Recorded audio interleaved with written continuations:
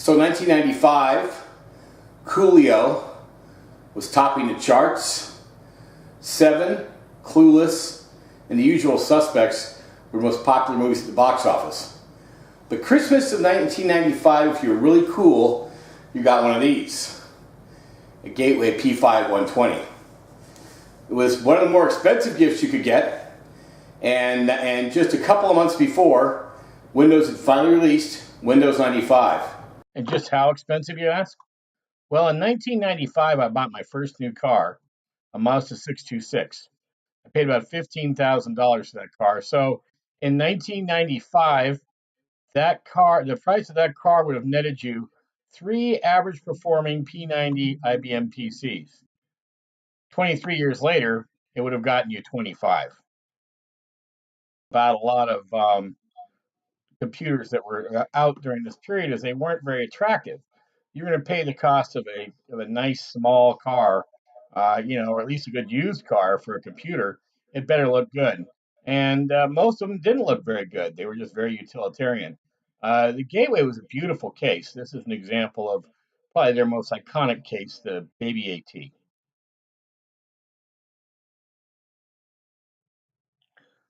So here's a PC Magazine's take on this machine. In May of 1995, they did a roundup of a bunch of machines, including the Gateway P5-120, equipped pretty much like the demo unit that we're looking at, a little less memory. That's about the only difference. It won the Editor's Choice Award. It was also the fastest machine in the roundup, just eking out a little bit faster than the Micron. In later years, Gateway would not do as well in the Ziff Davis publications. It's difficult to tell whether it's just because they did less advertising or because the Micron, in fact, did get faster because they sold memory, but they sold only the Micron, which was a lot faster. But it did beat out everybody in this case. Bill Gates actually was cool in 1995, which is a miracle because it's probably the only time it was ever cool. But he carried a Steve Jobs-like panache for a very short period of time. And it was really hard to get a computer, to get anything technology-wise in, because they were so expensive. But even if you could afford it, they were really hard to get. The average lead time for a Gateway at that time was 6 weeks. And during Christmas time, they'd have quick ships and whatnot, but it wasn't easy getting a computer. You couldn't pay for it by financing it. Financing really, for the most part, didn't exist. If you wanted to pay for it with multiple credit cards, that wasn't possible. Pretty much almost all Gateway customers, because the average price was about $4,000, had to get their computer COD and give the UPS driver a cashier's check. Pretty amazing when you think about it. So think back to 1995, and let's take a look at a few of the things that Windows 95 was doing for you for the first time. Never before have we been able to do anything like this.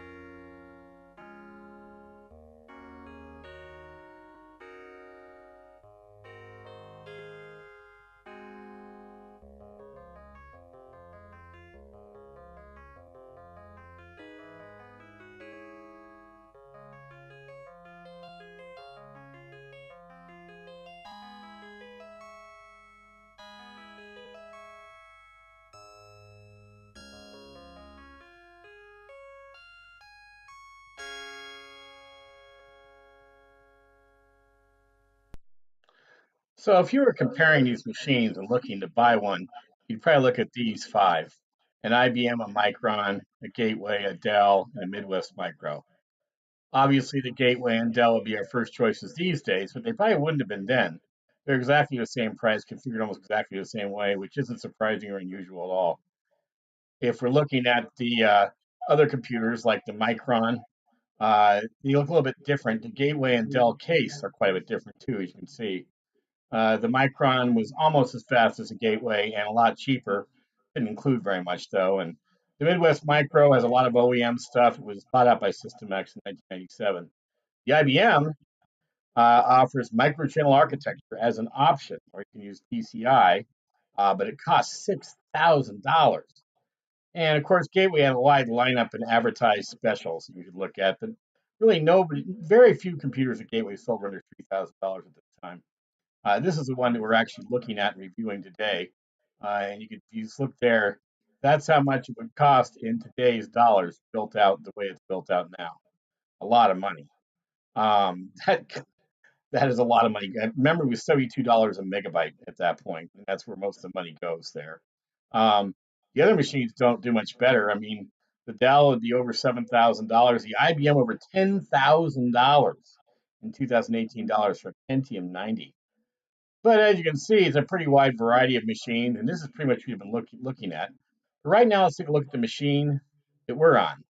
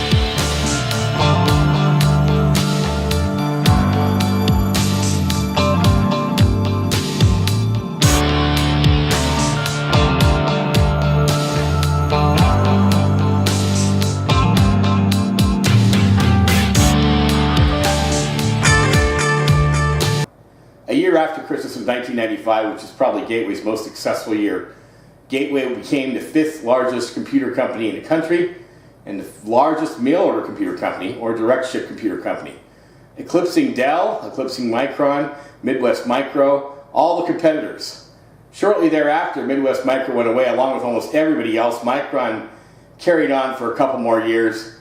Dell was the only player that would really stay, but even Dell until 1999 kind of got out of the market, or at least the home market. I'm Dinty76538. You've been watching another review of the Pentium P5 120 Gateway PC.